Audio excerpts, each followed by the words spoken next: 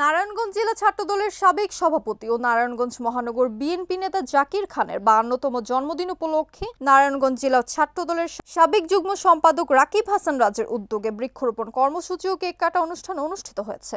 রবিবার 28 সেপ্টেম্বর বাদ জোহর নারায়ণগঞ্জ সিটি কর্পোরেশনের 22 নং ওয়ার্ডস্থ বন্দর রেলি আবাসিক এলাকায় জাকির খানের নিজস্ব কার্যালয়ে বৃক্ষরোপণ কর্মসূচি ও কেক কাটা অনুষ্ঠান অনুষ্ঠিত হয়। নারায়ণগঞ্জ জেলা ছাত্রদলের সাবেক যুগ্ম সম্পাদক রাকিব হাসান রাজের আয়োজনে এই সকল কর্মসূচির মধ্য দিয়ে উৎসব মুখর পরিবেশে নারায়ণগঞ্জ জেলা ছাত্রদলের সাবেক সভাপতি ও নারায়ণগঞ্জ মহানগর বিএনপি নেতা জাকির খানের 52তম জন্মদিন পালন করা হয়েছে।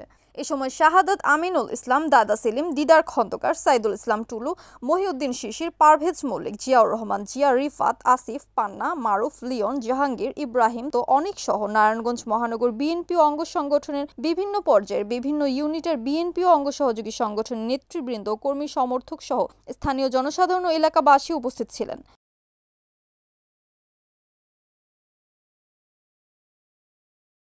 মেহেদী হাসান প্রান্ত, NAN টিভি, নারায়ণগঞ্জ।